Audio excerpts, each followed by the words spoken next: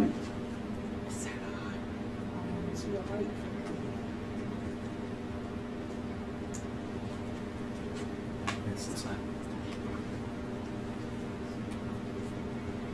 Come light, please.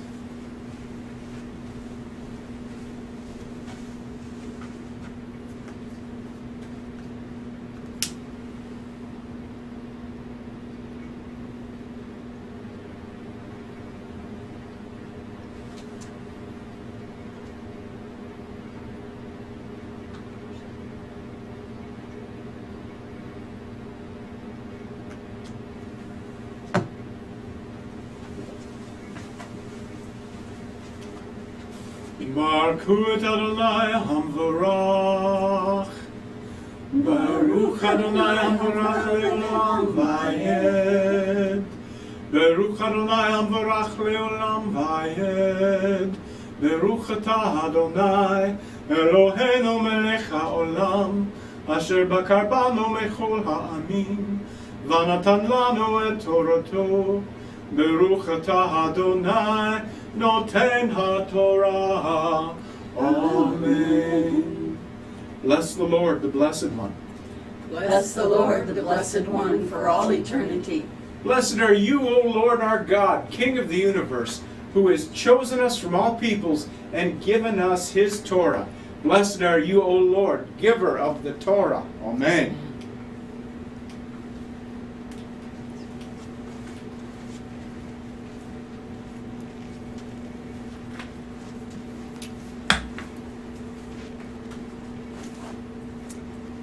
We will be reading Parashah 18, beginning with Exodus chapter 21. These are the rulings you are to present to them. If you purchase a Hebrew slave, he is to work 6 years, but in the 7th he is to be given his freedom without having to pay anything. If he came single, he is to leave single. If he was married when he came, his wife is to go with him when he leaves. But if his master gave him a wife and she bore him sons or daughters, then the wife and her children will belong to her master, and he will leave by himself. Nevertheless, if the slave declares, I love my master, my wife, and my children, so I don't want to go free, then his master is to bring him before God, and there at the door or doorpost, his master is to pierce his ear with an awl, and the man will be his slave for life. If a man sells his daughter as a slave, she is not to go free like men's slaves. If her master married her but decides she no longer pleases him, then he is to allow her to be redeemed. He is not allowed to sell her to a foreign people because he has treated her unfairly. If he has her marry his son, then he is to treat her like a daughter. If he marries another wife, he is not to reduce her food, clothing, or marital rights. If he fails to provide for her with these 3 things, she is to be given her freedom without having to pay anything. Whoever attacks a person and causes his death must be put to death. If it was not premeditated but an act of God, then I will designate for you a place to which he can flee. But if someone willfully kills another after deliberate planning, you are to take him even from my altar and put him to death. Whoever attacks his father or mother must be put to death. Whoever kidnaps someone must be put to death, regardless of whether he has already sold him or the person is found still in his possession. Whoever curses his father or mother must be put to death.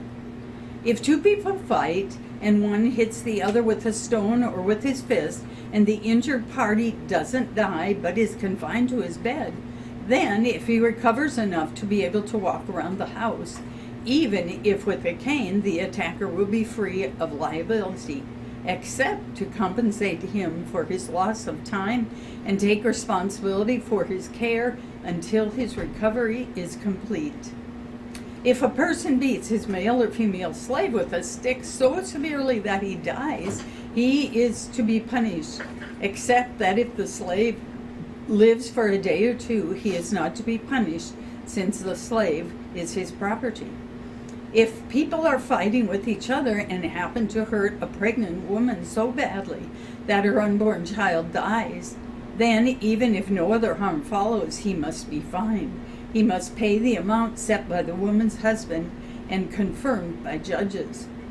But if any harm follows, then you are to give life for life, eye for eye, tooth for tooth, hand for hand, foot for foot, burn for burn, wound for wound, and bruise for bruise. If a person hits his male or female slave's eye and destroys it, he must let him go free in compensation for his eye.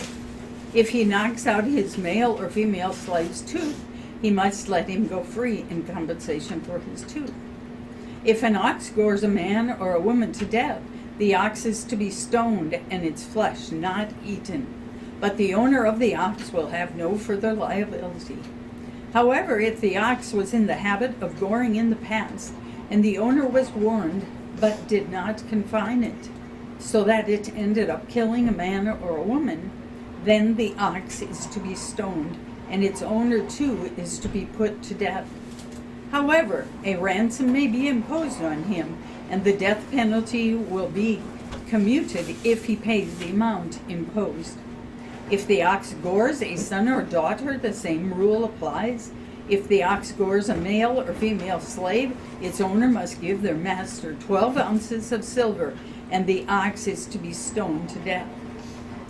If someone removes the cover from a cistern or digs one and fails to cover it, and an ox or donkey falls in, the owner of the cistern must make good the loss by compensating the animal's owner, but the dead animal will be his.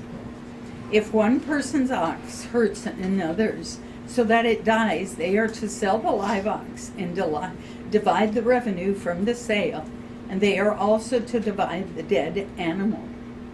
But if it is known that the ox was in the habit of goring in the past, and the owner did not confine it, he must pay ox for ox, but the dead animal will be his. If someone steals an ox or a sheep and slaughters or sells it, he is to pay 5 oxen for an ox and 4 sheep for a sheep. Chapter 22. If a thief caught in the act of breaking in is beaten to death, it is not murder unless it happens after sunrise, in which case it is murder. A thief must make restitution. So if he has nothing, he himself is to be sold to make good the loss from the theft. If what he stole is found alive in his possession, he is to pay double, no matter whether if it is an ox, a donkey, or a sheep. If a person causes a field or vineyard to be grazed over or lets his animal loose to graze in someone else's field, he is to make restitution from the best produce of his own field and vineyard. If a fire is started and spreads to thorns, so that stacked grain, standing grain, or a field is destroyed, the person who lit it must make restitution.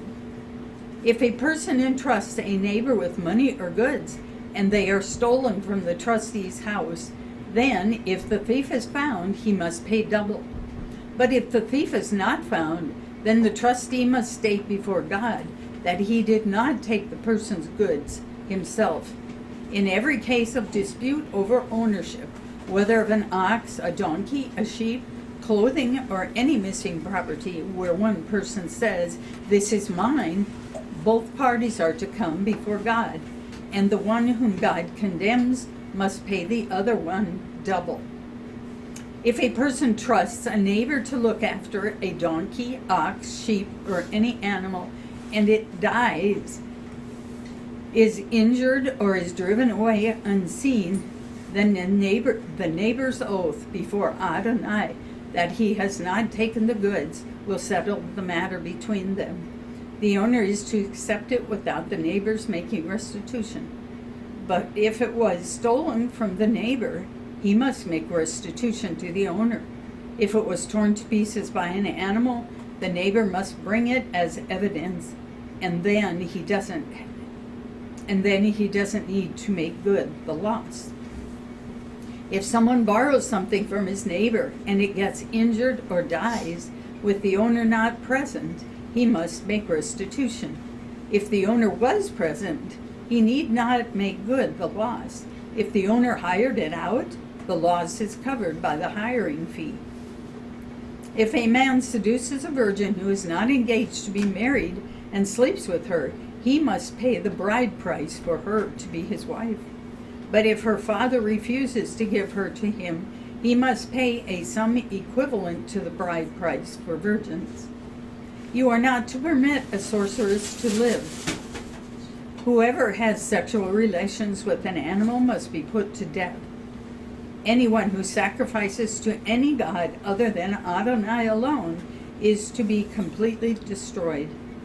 You must neither wrong nor oppress a foreigner living among you, for you yourselves were foreigners in the land of Egypt. You are not to abuse any widow or orphan.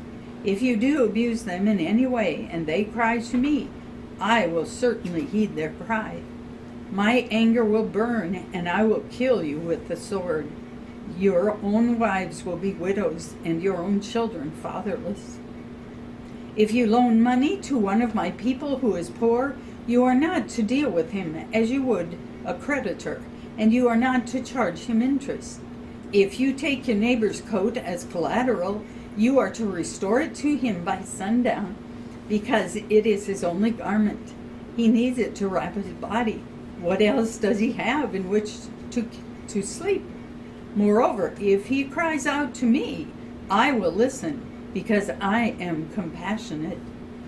You are not to curse God, and you are not to curse a leader of your people. You are not to delay offering from your harvest of grain, olive oil, or wine. The firstborn of your sons you are to give to me. You are to do the same with your oxen and your sheep. It is to stay with its mother 7 days, and on the 8th day you are to give it to me. You are to be my specially separated people. Therefore, you are not to eat any flesh torn by wild animals in the countryside. Rather, throw it out for the dogs. Chapter 23. You are not to repeat false rumors. Do not join hands with the wicked by offering perjured testimony. Do not follow the crowd when it does what is wrong, and don't allow the popular view to sway you into offering testimony for any cause if the effect will be to pervert justice. On the other hand, don't favor a person's lawsuit simply because he is poor. If you come upon your enemy's ox or donkey straying, you must return it to him. If you see the donkey which belongs to someone who hates you, lying down helpless under its load, you are not to pass him by, but to go and help him free it. Do not deny anyone justice in his lawsuit simply because he is poor. Keep away from fraud, and do not cause the death of the innocent and righteous, for I will not justify the wicked. You are not to receive a bribe, for a bribe blinds the clear-sighted and subverts the cause of the righteous.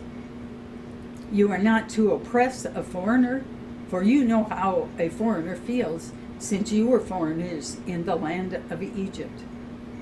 For 6 years you are to sow your land with seed and gather in its harvest.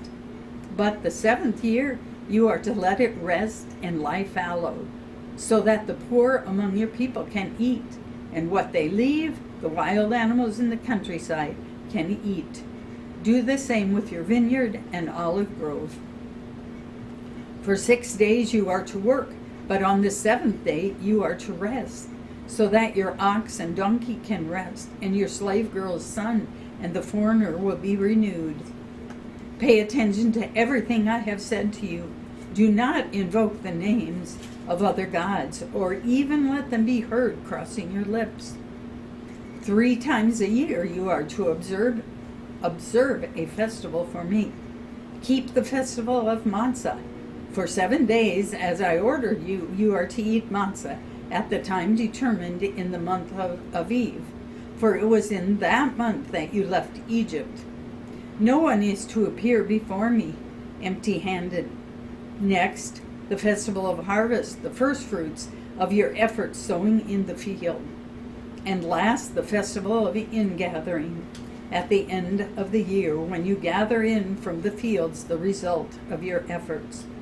3 times a year, all your men are to appear before the Lord Adonai. You are not to offer the blood of my sacrifice You are not to offer the blood of my sacrifice with leavened bread, nor is the fat of my festival to remain all night until morning. You are to bring the best first fruits of your land into the house of Adonai your God. You are not to boil a young animal in its mother's milk. I am sending an angel ahead of you to guard you on the way and bring you to the place I have prepared.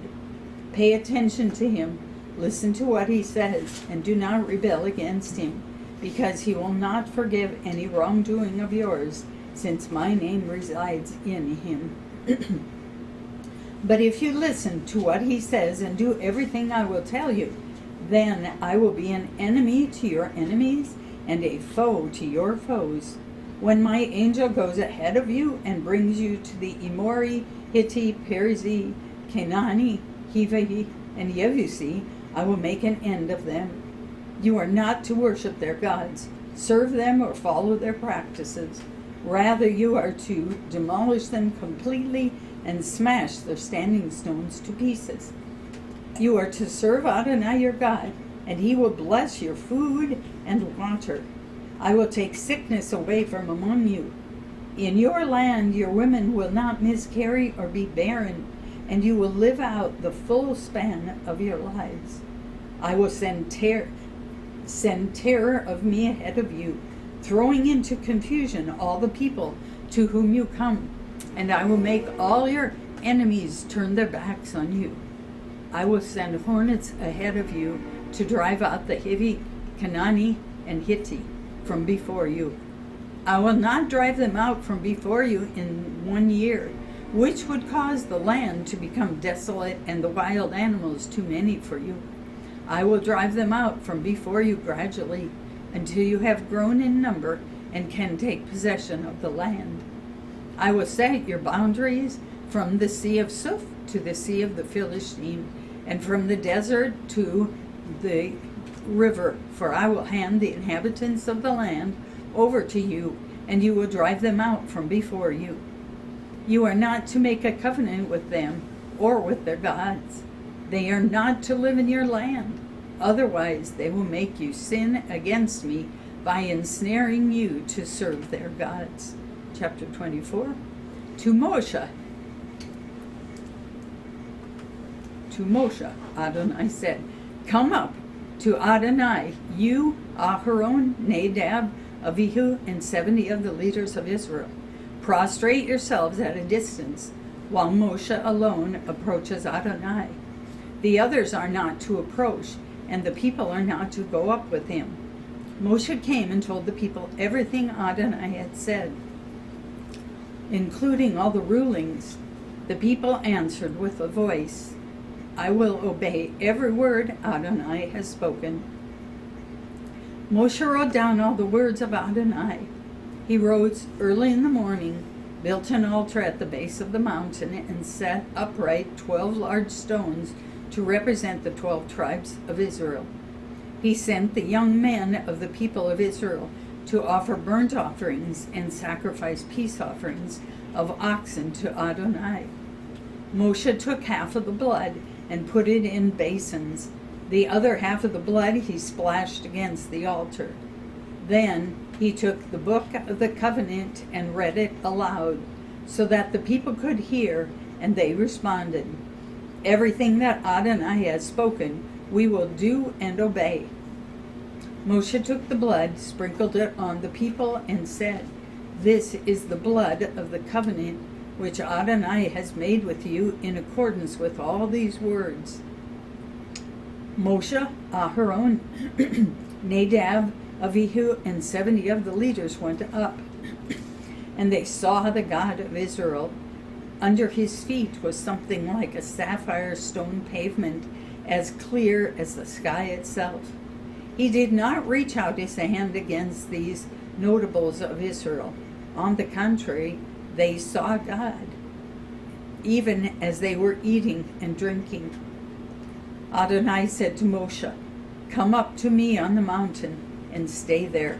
I will give you the stone tablets with the Torah and the mitzvot I have written on them, so that you can teach them." Moshe got up, also Yahshua his assistant.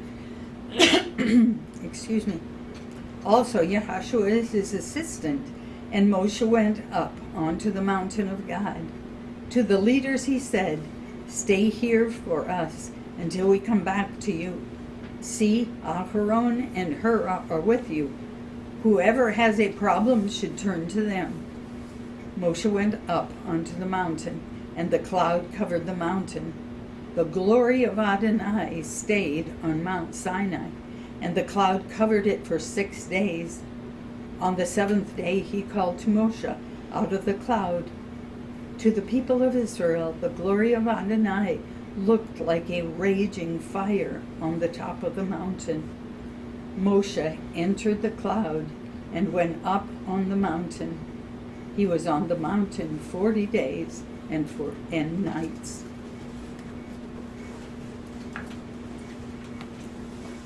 Baruch atah Adonai, Eloheinu melech haolam, asher natan lanu Torah emet, v'chaya olam nata betukenu. Baruch atah Adonai, noten haTorah. Amen. Blessed are you, O Lord our God, King of the universe, who has given us the Torah of truth, and has planted eternal life in our midst. Blessed are you, O Lord, giver of the Torah. Amen.